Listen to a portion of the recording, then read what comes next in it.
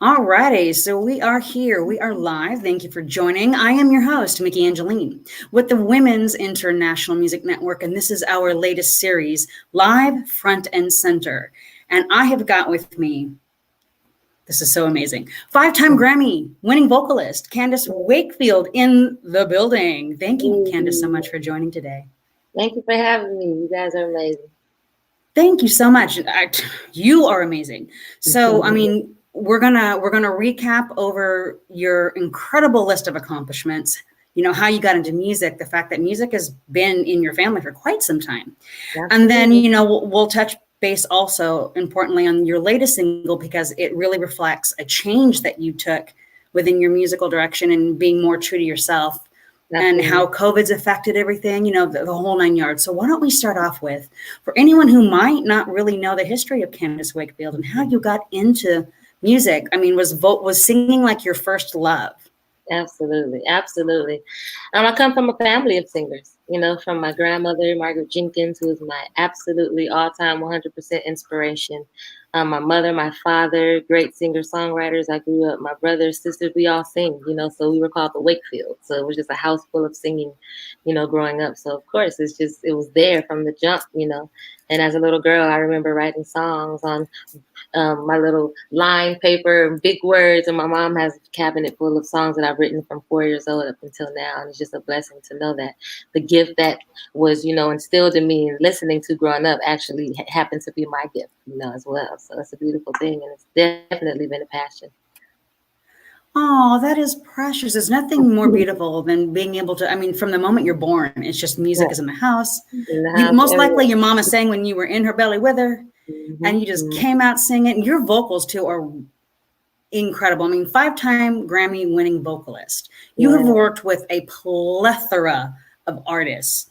Plethora of artists. Do you have, so what I would love to hear is, do you have like a favorite memory, a memorable moment with one or two of those artists that you co-wrote with, sang with, you know? Yeah, absolutely. I have a lot of those moments. Kendrick Lamar being one, like just getting a random call. I was literally leaving another session. I still had on my work uniform. And I used to work at Sony Picture Studio as a security guard for 5 years, you know? Oh, wow. And I always used to say, I work at the right place, but doing the wrong job. You know what I'm saying? Because I always wanted to be an artist. But I met Kendrick Lamar through a friend of mine that I grew up with in church. And he randomly called me one night and was like, hey, what you doing? Can you come to the studio? Kendrick Lamar needs some vocals done. And I'm like, what? It was just so random, you know? So I go to the studio not thinking he's gonna be there, and I walk in and he's literally at the booth, and he's just like, you ready? And I'm like, wow, it was just like that. He's engineering me and we're working on All Right. And I was just like, at the time I didn't know what the song was, but he was creating it. So it was so amazing to be a part of that creative process and now have won 5 Grammys for being just a vocalist on it. You know what I'm saying? So it's just like, wow, that is amazing to have been vocal produced by him. You know what I'm saying? Just him throwing out ideas and telling me to repeat it. And I'm just like, wow, I'm sitting here with Kendrick Lamar. And he kept calling, and that's how I ended up on his next song, You know, I love myself. That's how I ended up on that song as well, because he called, and I actually got to perform on SNL with him. I got to arrange some of the backgrounds for the 40th anniversary that he did, and that was pretty cool. And it was history from that point on. So those moments, he's like my favorite because he's so humble. He was just like, don't hold back. He loves for people to shine. And, you know, a lot of artists don't really, you know, some people are insecure and they're like, oh, I'm the star. You know, but he was like, no, we all, you're gifted. You're here for a reason. So shine, you know. I'm like, wow. So let's go back a little bit on that. So you were working as a security guard. Yeah. Now, at the time that you were working as a security guard, were you like still working on your own music, trying to make things happen? I was writing in the booth. I was writing all the time on paper, on my phone, trying to sneak and record, you know, because I'm not supposed to. But yeah, heck yeah, I was definitely writing. I've always been an artist. I was a gospel artist first for years, coming out of church, and then I transitioned over to more inspirational, you know, type deal and uplifting R&B, really wanting to express the emotional side and relationship side and love, you know, so I transitioned over to that. So yeah. My goodness, that is such a great, you know, I'm telling you, anyone watching and listening, never give up. Because you just never know. You never know. You will talk to that one person that'll lead you to that one person. And next thing you know, you're doing a song with Kendrick Lamar and getting a Grammy. Okay. You know, So, I mean, oh, so what was it like when you won your first Grammy? What was that feeling like for you? Well, they all kind of happened at the same time because the album won. Gotcha. There were both songs were on the same album. You know what I'm saying? So both songs are also singles. You know, so that's how they both were, you know, and it became a 5. It was 3 and then 2. So I was just like, wow. I was actually at the Grammys when it happened, but I didn't know that I was able to win. I was not notified until I congratulated them. And they were like, what? Congrats to you too. The next thing I know, I'm getting my stuff in the mail and I'm like, okay, this is crazy. That must have been so surreal. So it gives me so much drive to keep going, you know what I'm saying? Because anything can happen. Like I never thought I would win a Grammy that way, you know what I'm saying? But I'm so grateful. You never know how your dreams are gonna come true. You know, just stay on the course, keep going, you know what I'm saying? And allow yourself to go through a process, because it is a process, you know, and you have victories along the way. So never forget those victories along the way while you're chasing this big victory that you feel you've never gotten to yet. You know, agreed. Small successes are so important. Absolutely. Small successes are those stepping stones to the greater, bigger picture. Amen. Absolutely. Oh my goodness. So then, okay, because you've worked with, I mean, I'm looking at this from J-Lo to Babyface, Chante Moore, you Ryan Brown. I'm just like, this list is crazy. You've worked on Nickelodeon show, Little Ballers. You've worked with MC Lyte. Yeah. You performed at Angela Basset's 60th birthday party. What was it like with Angela Bassett? She's phenomenal, yeah? She is a ball of fun and just humble, and she is so classy. Like she's amazing. Like her birthday party was amazing. I'm a Virgo as well, so it was so exciting to be up there with legends. And, you know, just being able to be myself and Tina, like all the artists and different actors there. And I'm just like, these people are complimenting my voice and they're just like acting like I'm one of them, you know, just it was so much love, you know. And Angela, she was just so sweet. Her husband was sweet. It was, I'm still in awe. That's so beautiful because they see your gift, they see your talent. And they're honoring you and letting you know what, this is you. Don't worry about it. Don't feel insecure with it. This is you. Rock with it. Obviously, this is incredible. Okay. So then, all right. And then when did you start producing and putting out your own, you know, your own music following the Grammy? Like, what was it like in that process of creating songs? Same. I've been putting out music for a minute. My actual first song that I've released on digital marketing was in 2012. So before that, though, I would write songs and perform in different places. But 2012 was my first song that I ever released. And then 1993 Camaro, which is the album that I have out now and is getting a lot of love, came out in 2014, the song. Okay. Then I released the album in 2018. So yeah, because you produced an entire album in your car. In the car, yeah. 93 Camaro, man. Like I was grinding. I'm like, look, I don't have the money to pay for no studio right now. I don't have the time, you know, I don't have it, you know, so I just took the tenacity and drive to get a computer, a microphone, and I figured it out. There's so many programs that are given to us. Like everything is here for us, you know, so I felt that there were no excuses. Like figure it out. You want to get it done? Try to figure out how to record yourself. And I just kept doing it over and over and over again. And here we are today. That is incredible. In your car. Well, you know, they say listening to the final mix, it has to be in the car anyway. Yeah, because that's where everybody listens to music, in the car or in the house with speakers, you know, so you want to make sure it sounds good. So it was perfect. That is incredible. And that's why the name of the album, right, is Camaro? 1993 Camaro. That's incredible. That is so incredible. Oh my goodness. And then, I mean, so how different is it if you're working on, so let's go back to the fact that you worked on a Nickelodeon show and it's a children's show. How different is that process in creating when it's for something specific with that kind of deadline versus when it's just a muse and the inspiration comes when it's for you? Well, you know, you have to know what the show is about, what you're writing for, you know, the storyline. So the storyline helps the songwriter to sing exactly what is happening. You know what I'm saying? So that's where the inspiration comes from, the storyline, what's going on. You know, I have to usually send you the synopsis and you're able to read, you know, the storyline, and then you come up with a song based off of what you're reading, the story, what's happening, you know, whether it's a hurtful situation or a happy situation, you're able to take lyrics or lines that you see and be like, oh, okay, I can write a song about this storyline that's happening right now. So that's how it goes for me. And was that a difficult process? Did you find that relatively smooth to complete? Well, I think that's easier. when you have the idea exactly what they what the storyline is, and it helps. But if you don't know, then it's like you're trying to come up with your own ideas, and it may not even match the storyline or what's happening, you know. So when they give you those notes, that really helps for sure for songwriting. Because I think it's a great, at least for me, and anything that I've heard. I mean, I don't create them myself, but I know there's that certain synergy that happens when it's a movie or a film or a TV show, and then the artist is creating something that meshes perfectly with it. You still have to be, in my opinion, a gifted artist to be able to form it for someone else's creation. Absolutely, right? Yeah. So that's why it's important to always be, for them to be involved to me as well. Like when I work with an artist directly, I'm always digging into their brains. Like, so what's going on with you? You know, and I just have an artist recently that I'm working with, and she just told me her whole breakup. You know, she told me her whole story. So I was able to come up with a song based off of everything she told me. You know what I'm saying? And now she can relate, and it's emotional for her. So she relates to it. So that way she's able to sing it. So now where we'll feel it, you know, as well. So. And you've also performed live several times. You even traveled abroad when you're performing. How different have the audiences been for you with your music in, like, here in the US versus going to other countries?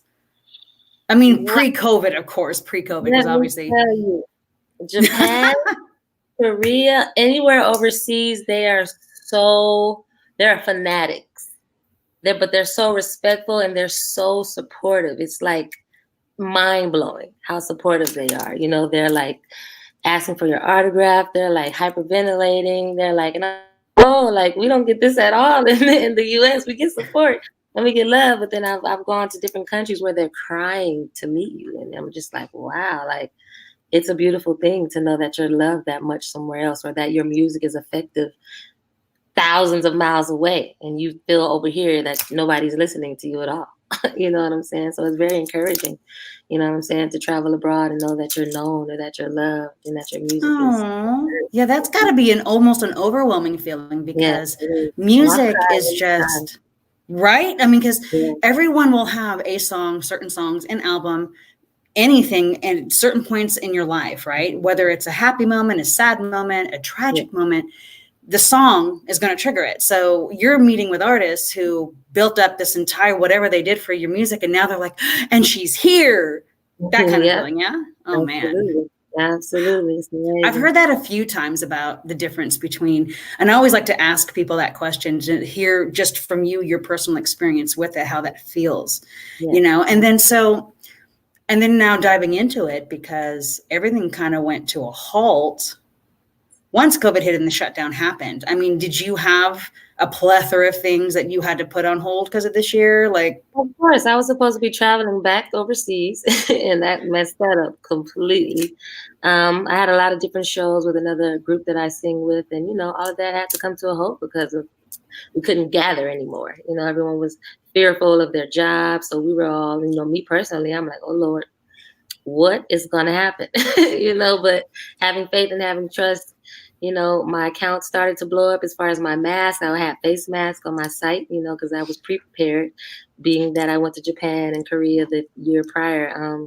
Literally, my mask just started to blow up. People started sending order after order after order. And I went from singing to sitting down, hand painting face masks, because I was doing hand painting face masks. Oh, so, wow. Yeah.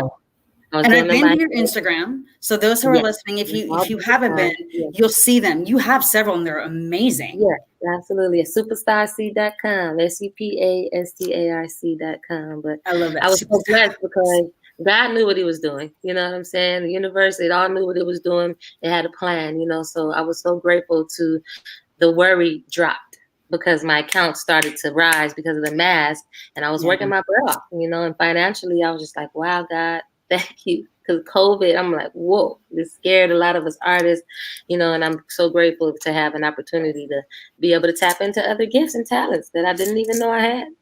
You know what I'm saying? Like creating masks and hand painting masks. So the gift is for a lot of us. If you pay attention, you know, and do the right thing, you'll know, like, this is really time for us to tap into other talents, other gifts, because we can't be reliant upon those things that we no longer can do right now. So what is your backup plan? You know what I'm saying? So this gave a lot of us the opportunity to take the time to really invest in ourselves so that we can make money from ourselves, you know, take care of COVID ourselves. definitely did that. It put a fire under a lot of creatives to figure Thank out you. how to keep going, because now we kind of have a feel of what to do, but man, those first 2-3 months, we were literally flying blind. Okay. You know? Right. And so here you are with all these masks. Incredible, by the way. Please go check those out. I plan on ordering a couple myself if you're still going to sell those. And then you went ahead and you did release music. It took you said about a year, and you have this fabulous new single, Can't Be Without You. It's a beautiful song, by the way. Thank you so much. And you had mentioned that over the course of this year, you went even a more different direction with your songwriting and the way you sang, because you wanted to be truer to yourself. Would you like to elaborate more on that? Absolutely. Always true to myself, but my first round of music that I released was more so about the industry, about wanting to take care of family, wanting to make it, you know what I'm saying? Been through a lot in this industry, from ups and downs to being taken advantage of to being blessed, you know what I'm saying? So all of that album was about that.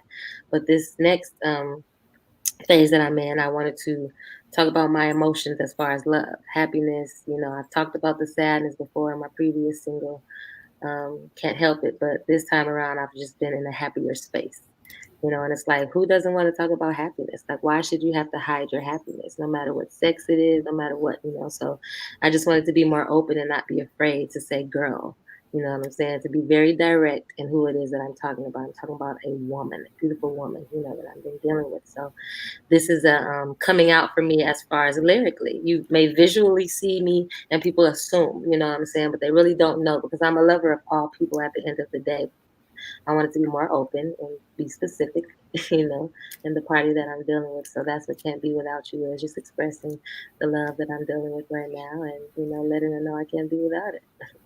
And that must have been a flood of emotion for you in a positive way. Absolutely. To be able to be that way, because it sounds like were you more androgynous with your music in the past, or did you just not want to touch on that? I never said he or she, and I never really released a song like this. You know, I did have one. My very first one was called Still Love You. I Still Love You. But I just was never direct. You know what I'm saying? I never said he or she. I kept it universal to where a woman could sing it or a man. You know what I'm saying? So it wouldn't be like direct like that. But this time around, I don't know, it just felt more natural, and I'm so much more free than I was before. And I'm just like, I love myself. I love my sexuality. I love everything about life, you know, so be free in your music, you know. It's all you can do. I mean, there's really not hiding much anymore. And I think music is, because you've been doing music for a while, even before the Grammys, like you mentioned, and music has come such a way, not just because, even for women, just fighting to get that equality, to get our music out there, but then to be ourselves, because labels will tell you to act, sound a certain way, because their whole thought process is marketing and brand. A lot of time it's because they're fronting the music, or the money for the music. So they feel, well, we need to get this return on investment. So you're going to sound, look, and act this way. Exactly. Right. Did you run into that in the beginning of your career? In the beginning, yeah, a lot of different labels that wanted to sign. I was told so much that I would have to dress sexier. I'm just like, I've always fought against it. I'm like, well, that's not for me. You know, God bless. I'm always going to continue to be myself. And now people are and I've noticed that I've never been as denied as I thought I was, you know, but I've always allowed those who did deny me to allow myself to hold myself back, because I'm like, oh, well, they won't accept me anyway. Oh, well, the last person said this, so they're probably going to say the same thing. So I would never take those steps forward because of that fear. You know what I'm saying? So, but as I've come along, I'm like, okay, I've sang background with Nicki for 5 years. She didn't have a problem with the way I dress. I sang background with Ciara. She didn't have a problem with the way I dress. You're like, what? They're not having problems. I didn't have a problem. So I'm fine. Just be you, because it works. Yes. Nicki Minaj, Ciara, they're not going to have issues. Yeah. But, you know, they're the kind of artists that are themselves as well, too. Yeah, absolutely. So, yeah. Good for you. You know, and that's so good, because, you know, you were talking about how when they say you have to be sexier, and I have many friends in the industry that have gone through that, and sexy is really internal before it's external. I mean, You can be sexy fully head to toe. Like right now, your look, very sexy. Let me just tell you. Thank you. Thank right? you. It isn't about the flesh. It's about being fresh. Let's be real. Yes, come on. Come on. And I've seen your posts. You are a fly dresser. Thank you so I much. love your color coordination. Because I have a very close friend who's a fashion coordinator, and she's always in my head because whenever I dress myself, and I just think, oh my gosh, I love your colors and what you pull together, your masks, even when you're creating your masks. Yeah. So, good for you not to listen completely and do your thing. Yeah, you just got to keep pushing to what you know is true, and what you know is true will always come out. I feel that way. It's really real out here, and my experience has been amazing. I've had ups and downs in this industry, but being myself has always won over, always. So that's what I'm sticking to. Good for you. So you are a vocalist. Do you happen to play instruments as well? I can play a little piano. I grew up playing the piano, self-taught for sure. And I'm not like Alicia Keys or anything like that at all. But I can play a few of my own songs and a few other songs. But yeah, I love the piano. It's always been a passion as well as much as singing. But I just didn't stick to it like I should have. I wish I did. And you should go to what? Yeah. So and then even vocally. So when have you had professional training at all for vocals? No, not professional training at all. Literally just listening to different music growing up, because I grew up in church. So I think that's where the most passion was, in church music. It really is. That's where the most feeling is. So just being a believer, what I'm saying, I think that my belief comes out in my vocals. That's incredible. You're just a muse. You're just this creation. So then when you're doing the creative process, does it come to you like in a melody? Is it like a lyric will hit you and you have to stop and write it down? Like, how does it work for you? Yeah, it goes both ways. Like I write songs all day because I'm always spewing out and just having fun. And random singers, we just sing all the time, So, but like I'll literally just be humming the melody sometimes, and I'm like, ooh, I'll give my phone out. Thank God for iPhone voice note, and I'm just jotting voice notes down. Or sometimes I'll sit down and I'll listen to a track, and a whole verse or a hook will come right away, and I'll have to record that. It's different processes. It doesn't happen the same way every time, So, but mostly I like to freestyle, and whatever comes to me, I kind of stick with that, because your first thought most of the time is the one that really is the one that's most effective. So I try to stick with that and not overthink, because when you overthink, then you get writer's block and you get headaches, and I'm like, I don't want to write no more. But for me, it's really about having fun, and being real, just allowing the moment to take its place. Whatever you're using for inspiration, find that inspiration. Like a lot of people don't know where to find inspiration, but inspiration is in your life, in your story, in your friend's story, in other people's story, in the news. It's everywhere. You know what I'm saying? So there's really no excuse when it comes to finding something to write about or finding inspiration, because it's all around. So it is. And then, like you just said, sometimes you'll get a writer's block, and it happens, to the best of us. So then do you have any other projects coming out at the end of this year with either yourself or even co-writing with other people that we can look forward to? I actually have some more songs that I'm going to drop soon. I'm excited about them. I have a whole album I'll be dropping as well, but I'm going to, drop the singles first, giving everybody these little tasters of where I am now musically, seeing how it goes. And yeah, I'll be dropping a whole album soon, so look out for it. Look at, because someone tells me you're always working, even with everything shut down. You don't stop. Absolutely. I've been doing some TV stuff. I've been doing some independent artist stuff. I'm working with some gospel artists, a few artists still, still writing, doing my thing. So can't say too much, but I'm excited for the things that are to come for sure. But mostly being able to take the time to work on myself as well, because a lot of times as an artist who writes for other artists, you can get buried in doing work for other people that you forget about yourself. But I found a happy balance that I really love. That is a good point to bring up, because when I was reading your incredible list of collaborations, I thought, she's obviously finding the time to create her own. And in between that, is she finding time for self-care? I mean, what is it you do? What are some of your standby routines you do when you've got to put the boundaries and do the self-care? I like to have fun. I need adventure. I like roller coasters, and COVID has been messing that up so much for me. But I recently, for the first time with went jet skiing because I need a thrill. I need something to like knock me out of my normal thought process. So I like a rush or a thrill. I went horseback riding recently, just nature, outdoor adventures, you know, just to, you know, that gives me a lot of inspiration too. You know, I still look at it as work, but not work in the sense of writing a song or anything like that, but still adventure to give me some inspiration to go back to the drawing board, you know. But I like to have adventure. I like fun, you know. So almost like an adrenaline junkie. Adrenaline, yep, absolutely. You know, I love roller coasters too, but I'm getting up to that age where I have to be careful because my body just doesn't like it like I used to. You just brought up memories, though. I do love roller coasters, and you're right. They have been messing with, COVID's messed with that. It messed with me going to the ocean because I didn't have anywhere I could go to the bathroom because I don't live near the ocean. The ocean is like 2+ hours one way for me. And so I'm thinking, where am I going? I'm not a guy. I can't just drop trow and go. It's unfair. But now that, you know, and also too, I mean, because I don't know, are you down in Southern California? Yeah, I'm in North Hollywood. Yeah. Because I'm up here in Sacramento and we've been bombarded with horrible air quality because of all the fires. Oh, yeah, we have too, honestly, but it's gotten so much better, thank God. It really did. Today was like the first day in 5 days. Wow.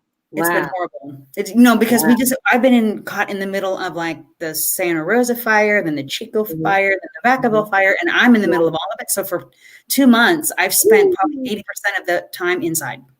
Wow. It's been bad. So I'm looking forward to, and it's now getting colder, but I don't care. I'm still going to make a trip to the ocean. I'm going to make a trip up to the mountains because you're right. I'm like you. I need nature.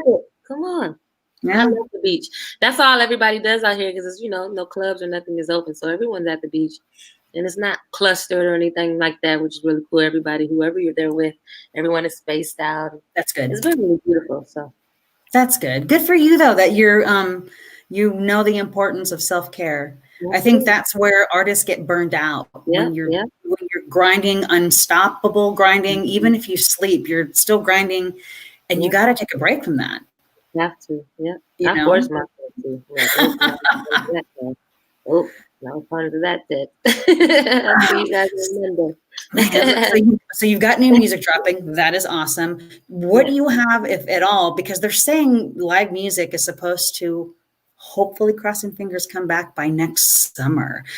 Right? Because I mean, NAMM is basically going to be all online. I think South by Southwest is going to try to do an online quasi thing. Yeah. And so, I mean, where do you possibly see it happening? I mean, are you trying to line things up? What is it as an artist when you probably book 6 months to a year in advance and you haven't been able to? Yeah, well, I'm supposed to be doing an independent tour soon, but hopefully, you know, I don't know, next year they're saying that, because, you know, they already have a lot of places that are opening up. They have the drive-in tours that are going on. That's true. I think they're coming up with some creative ways for us to still be able to perform, you know.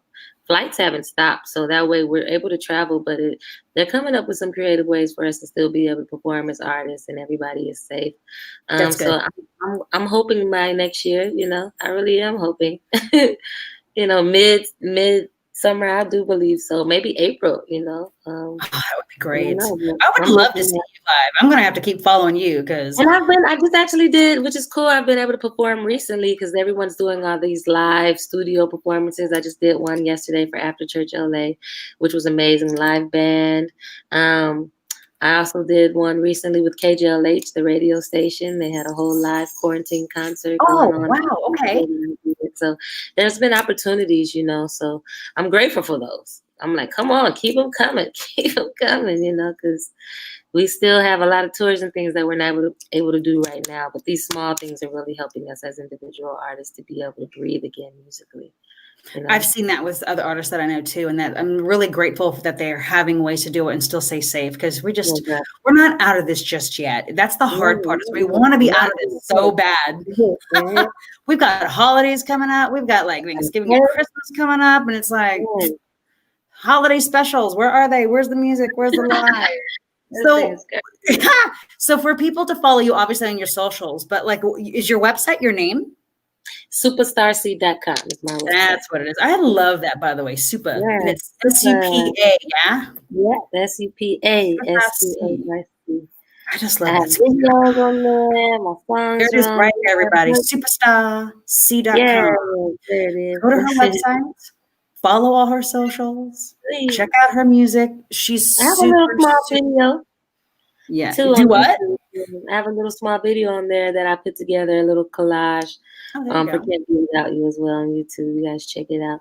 There you go. Perfect. I appreciate you taking the time. I know things are so crazy, but we always appreciate you here at the Women's International Music Network. And let us know as soon as you get stuff dropped. Let us know. We'll share it on our website and our socials. Thank you so much. I got this new single, hoping to drop it next month, and we're working on the video right now. So nice. Hopefully I can drop it next month, and I'll have that to you guys soon. Perfect. This is Myki Angeline with the Women's International Music Network saying thank you to Candace Wakefield, aka Superstar C. Catch her on the flip side. Follow her music. Yes, please. And then thank you very much for coming. Thank you. Bless you guys.